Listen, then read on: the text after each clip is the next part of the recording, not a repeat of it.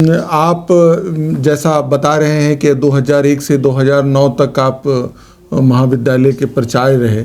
इस दौरान शहाबुद्दीन साहब ने अपने मद से उन्होंने विकास के लिए, महाविद्यालय के विकास के लिए क्या क्या काम किया? सबसे बड़ा काम उन्होंने किया कि सांसद भवन का निर्माण कराया, एडमिनिस्ट्रेटिव ब्लॉक का निर्माण कराया और परीक्षा भवन के निर्माण के लिए नींव पड़ी। लेकिन बाद में भी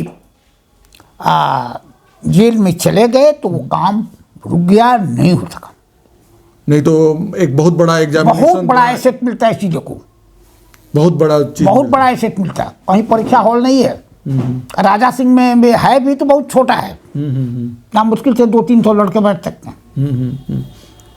इतना ही नहीं, सबसे बड़ी बात यह है, जैसे एक सेकंड, सबसे बड़ी बात यह है इस कॉलेज को टूटा फूटा बिल्डिंग तो था, लेकिन उसमें आत्मा नहीं थी कॉलेज में। जो कहा जाता है आत्मा का प्रवेश, मतलब डिसिप्लिन, मतलब ये विद्या का मंदिर था, लेकिन विद्या की देवी यहाँ नहीं थी। विद्या की देवी रूठ गई थी। ये लोफर आवारा गुंडा बदमाशों का सेंटर बन गया था। और उस विद्या की देवी को यहाँ प्रतिस्थापित करने का श्रेय मोहम्मद शहाबुद्दीन को जाता है। मैं एक छोटी सी वाकया आपको बताऊं। जब मैं प्रिंसिपल नहीं था तो डॉक्टर प्रोफेसर गोरखनाथ श्रीवास्तव यहाँ फिलोसफी के हेड हुआ करते थे और प्रिंसिपल थे। वो घटना हमने देखी नहीं थी, और रहते तो कुछ घटना घट जाती। हम आ रहे थे तब तक घटना घट चुकी थी, घर से आ रहे थे। झंडा तोलन हो रहा था 15 अगस्त को। लड़कियों को गाना, राष्ट्रगान गाने के लिए बुलाया गया था। लड़के भी थे, शिक्षक भी थे। एक दक्षिण टोला का लड़का, मैं नाम भूल रहा हूं, वो आया और एक लड़की का हाथ, ये सांप सबके सामने उसका जो दुपट्टा है खींच के चल दिया। लड़की रोती रही, लेकिन किसी की हिम्मत नहीं थी उसे सांत्वना दे दे या उस गुंडे को कहे कि तुम क्या कर रहे हो, तुमको पकड़ने की बात या कुछ नथिंग बात है। सब कुछ होता था, लेकिन प्राचार्य मौन होकर केवल फीस लेना, लड़कों का अटेंडेंस लेना, घूमना। लड़के आते थे, कहीं के लड़के आके घूम रहे, कौन है विद्यार्थी, काय रोक रहे हैं आप, कौन है आप? किसी की हिम्मत नहीं थी। कॉलेज कैंपस से देखिए, बांके बाबू के बाद एक प्रिंसिपल हुआ करते थे डॉक्टर मुनीश्वरानंद गिरी, बहुत नामी प्रिंसिपल थे, विद्वान थे, 3 विषयों के एमए थे। उनके टाइम में बांके बाबू के चलते कहिए या वातावरण के चलते कहिए या समय की, उस समय समय ही दूसरा था, उसको लेके कहिए, उन्होंने कॉलेज को चलाया।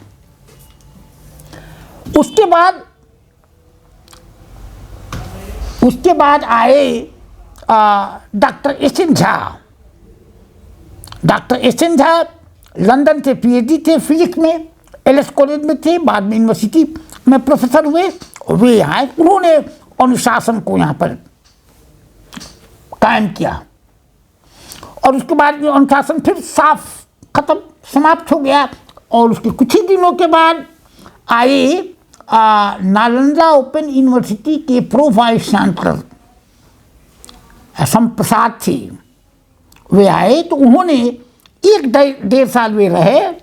पहले बेतिया कॉलेज के प्रिंसिपल थे, बाद में प्रोवीसी हुए, उसके बाद यहाँ आए और उन्होंने 1-1.5 साल अनुशासन कायम रखा।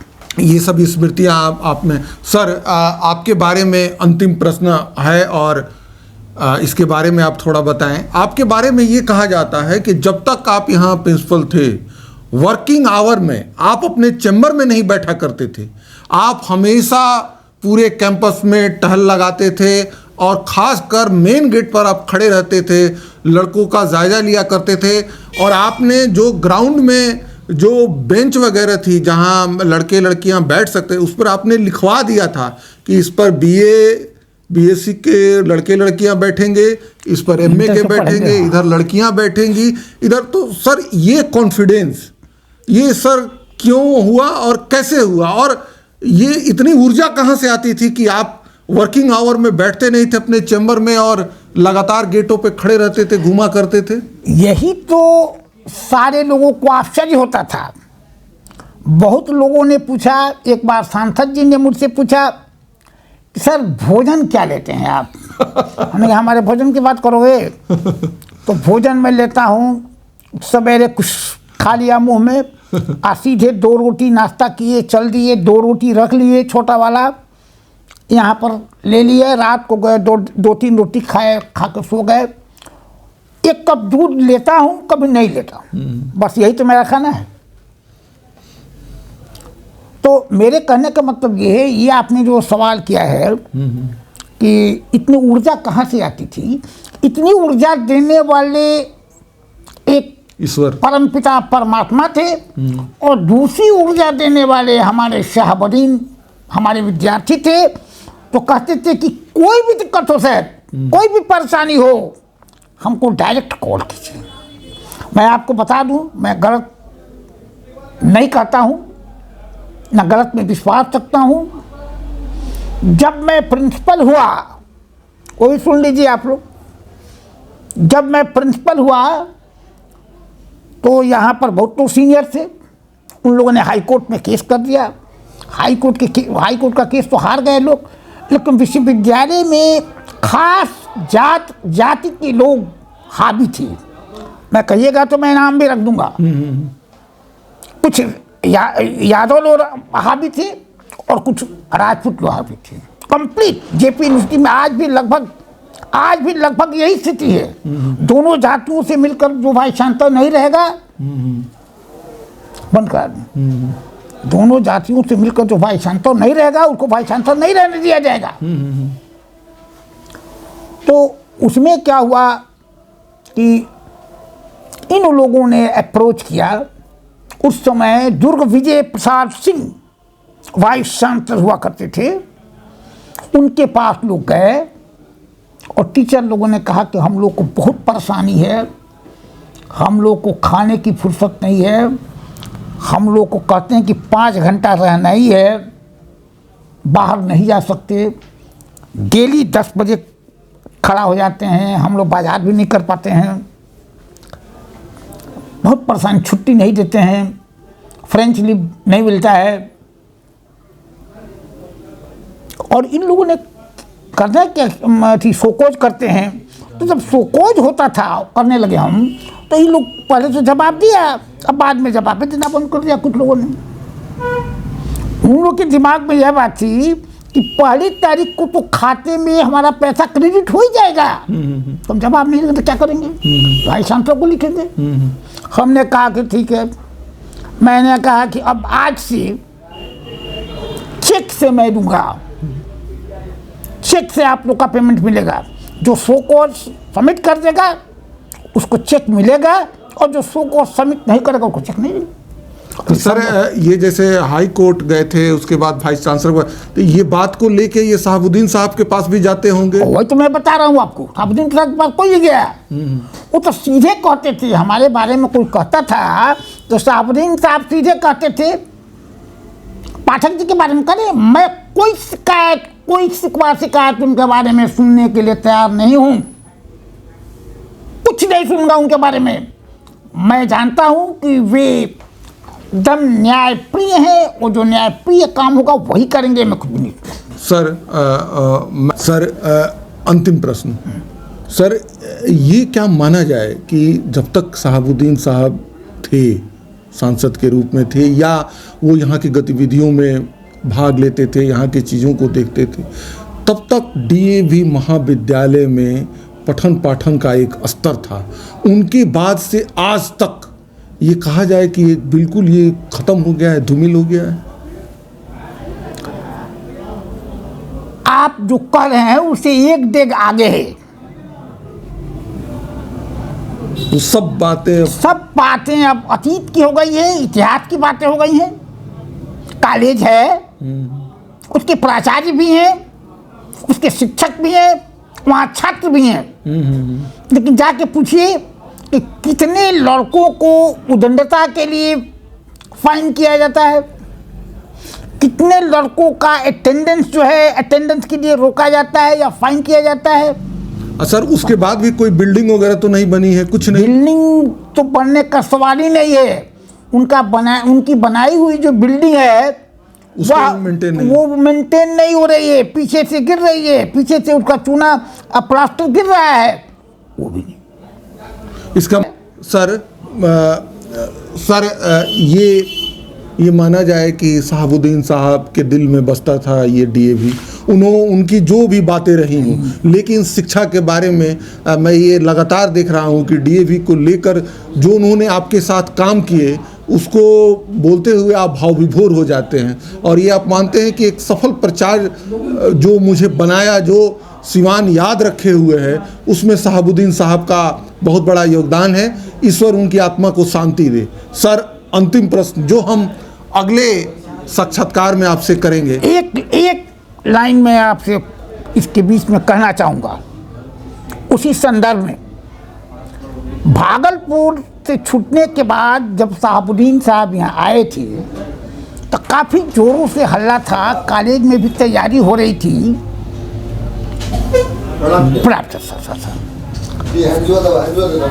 जहाँ के कहा था कि मैं जब भागलपुर से आऊँगा तो सबसे पहले मैं डीएवी कॉलेज के ग्राउंड में जाऊँगा, वहाँ बैठूँगा, 10 मिनट घूमूंगा, उसके बाद ही मैं कहीं जाऊँगा। ये आप पूछ सकते हैं उनके लोगों से। आए तो सीधे चले गए प्रतापपुर। लोगों का आश्चर्य हुआ, मैं उस समय था नहीं, मैं दिल्ली में था। जब मैं आया हमको प्रिंसिपल साहब फ़ोन पर बोले थे कि आ रहे हैं, तो क्या किया जाए। मैं कहा कि आ रहे हैं तो उनका स्वागत कीजिए, बैठाइए, जो बात है तो कहिए। तो उसके बाद 3-4 दिनों के बाद हम आए जब दिल्ली से, उन्होंने फ़ोन किया कि सर कहाँ बनी? हम कहे बाबू हम तो दिल्ली बनी, मामला में फंस गई बनी। अच्छा दिल्लियों में आदमी बड़े सन हमारा से कोनो मदद होकर तो कहीं ना कौन जोड़ने के तू बाड़ा इतने काफ़ी बांगला हम आवत गए। मैं था, अवैदुल्ला थे, अब्दुल्ला जी थे, प्रोफेसर, प्रिंसिपल साहब थे। हम लोग गए, बहुत लोग बैठे हुए थे। मैंने हमको लगता है कि बिहार के हर जिले से नहीं तो एक आध जिला छोड़ के बड़े बड़े अफसर भी पहुंचे हुए थे उनसे मिलने के लिए। उन लोगों ने, हम गए तो सीधे खड़ा हो गए और सबसे हम बैठे, जगह कुर्सी खाली थी वहाँ बैठ के, नहीं सर यहाँ आइए, अपने बगल में बैठा लिया। प्रिंसिपल साहब भी हैं, आज आइए।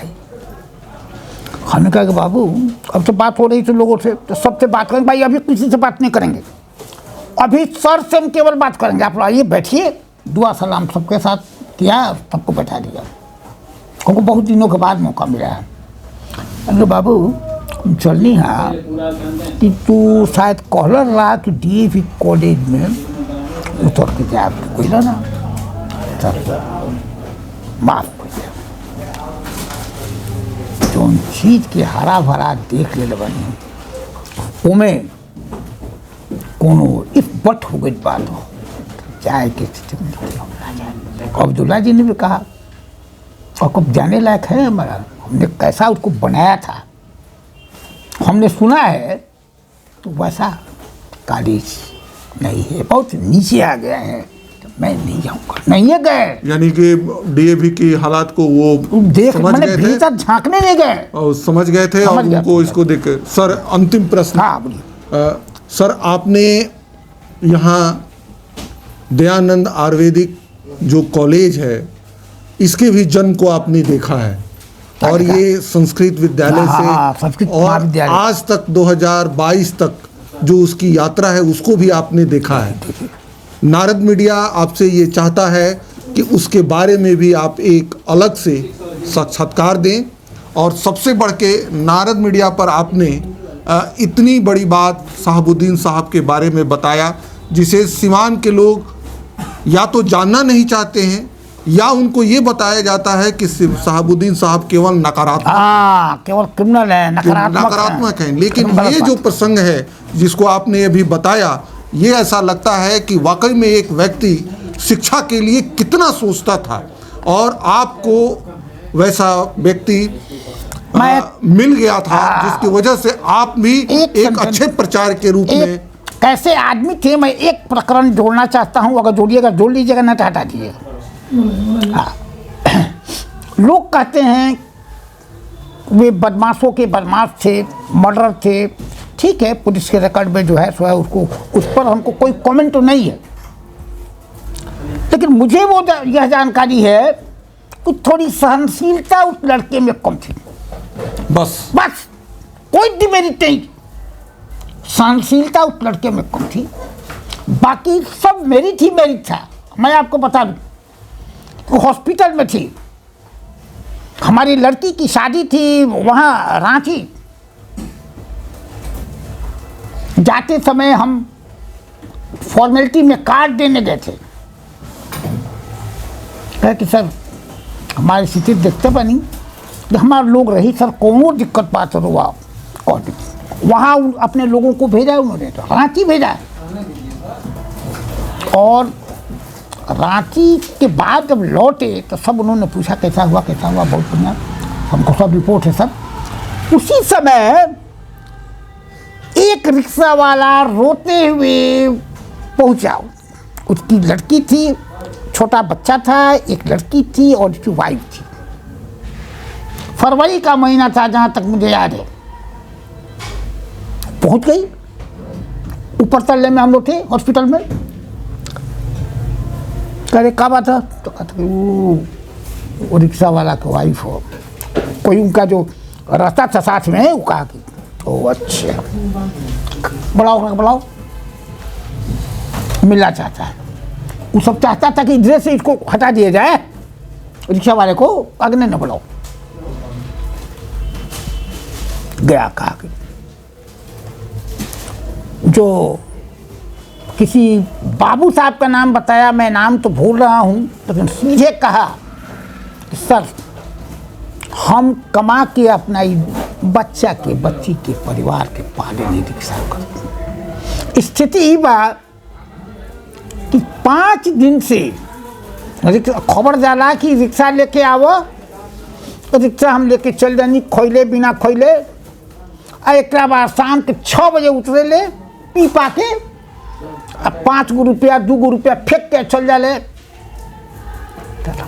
कहे तो रोज ये करे के बा। कौन अरे बताओ सुन, तो कौन हो, बताया सब, कहा अभी बुलाओ। हम वहाँ बैठे हुए थे, अभी बुलाओ। मोटरसाइकिल गई, खबर गई उसको, वो आया। शाम को 6:30 पौने 7 हो रहा होगा। मारते मारते जुतवा देखो तुम, मारते था, बुखार लगा था। क्यों नहीं दिया तुम? अभी इसको अभी कहीं से कर्जा मांग के 5,000 रुपया दो, अभी उसको 5,000 3,000 रुपया सामने की बात, 3,000 2,000 मांग कर दे, जो मांग के ले आओ। गाड़ी रोक लो, गाड़ी एक दो मांग। ये न्यायप्रियता हमने उनकी देखी, अपने आंखों से देखी। इस पर आप विश्वास नहीं कीजिएगा। गरीबों के लिए वो मसीहा थे, बशर्ते कि वह गरीब अपने टंग को कंट्रोल करके रखे। अपनी जवान को जो कंट्रोल करके रखता था, उस गरीब को कहीं वो परेशान नहीं करती थी, आप जान जाइए। ये माना जाए कि शहाबुद्दीन साहब एक विकास पुरुष थे। एकदम विकास के महापुरुष थे, पुरुष नहीं थे, विकास के महापुरुष थे। और जो वचन देते थे उसका अंतिम दम तक निर्वहन करते थे। लोग कहते हैं कि कान के बहुत पतले थे, कान के कच्चे थे। कान के कच्चे थे लोग कहते हैं। मेरे बारे में तो अंतिम समय तक कभी कभी कुछ कंफ्यूजन हुआ, लेकिन उसके बाद भी उन्होंने, एक लड़का था सोनाटोली का जिसने एक लड़की के साथ कुछ बदमाशी किया था, उसको पीटा था हमने और उसको निकाल दिया था कॉलेज से। हल्ला हुआ कि शहाबुद्दीन साहब आ रहे हैं शिमला से, अब 3 दिन के तो बादिए बा 3 दिन आए तो कहा कि का सर के पीट के निकालियो देने गए कि तब निकाल दिया इसको, ठीक कंडीशन। यहाँ उमा असिस्टेंट थे, अभी ये हैं नालंदा में है, पूछिएगा उनसे। कहा कि सर रहुआ तो बहुत गलबा काम करनी है। उन्हीं के यहाँ रहते थे वो। जिस समय पुलिस उनको खोती थी उस समय उनके यहाँ रहते थे, खाते थे, पीते थे परिवार में। उसको आपने पीट लिया और निकाल दिया कॉलेज से। हमने कहा निकाल दिया, अब हम आकर जो बुआ हुआ गोली मार दे, लेकिन हमने जो कर दिया तो कर दिया। लेकिन शहाबुद्दीन साहब एक शब्द। सर, नारद मीडिया आपसे ये चाहता है कि आयुर्वेदिक कॉलेज के जन्म से लेके अभी तक की आप एक कहानी सुनाएं, एक पड़ाव उसका बताएं, और ये भी बताएं कि आज सिवान जो है वो मेडिकल कॉलेज वहाँ निर्मित हो रहा है। एक समय कुष्ठ रोगियों के लिए दीन बाबा का बहुत बड़ा यहाँ आश्रम था। आज यहाँ यूनानी कॉलेज है, आज यहाँ कमला मंगला हेमोपैथिक कॉलेज है, आज यहाँ दयानंद आयुर्वेदिक कॉलेज है। हम शिक्षा के बारे में लगातार आपसे साक्षात्कार चाहेंगे। और सबसे बढ़ के सर, आप दयानंद आयुर्वेदिक कॉलेज का सचिव रह चुके हैं, इस नाते भी उसके जन्म से लेकर जो अभी तक की कहानी है उसको आप अगले साक्षात्कार में अवश्य बताएंगे। नारद मीडिया आपसे ये इतना चाहता है। आपने अपनी स्मृति से शहाबुद्दीन साहब के बारे में जो इतनी अच्छी अच्छी बातें बताई हैं, इसके लिए नारद मीडिया तो आपको धन्यवाद नहीं दे सकता। आप गुरु हैं और आपका काम है हम लोगों को निर्देशित करना, हम लोगों को सही मार्ग पे चलाना और आपको आशीर्वाद देना कि नारद मीडिया ऐसे ऐसे चीज़ों को ढूंढ के और आप जैसे लोगों से साक्षात्कार कराए, जिससे सही बात समाज तक पहुँचे और समाज उस पर मनन करे, मंथन करे। अंततः गुरु गोविंद दऊ खड़े काकू लांगू पाए, तो गुरु गोविंद से भी बड़े हैं। और नारद मीडिया आपको बार बार प्रणाम करता है। आपको भी धन्यवाद, बहुत बहुत धन्यवाद।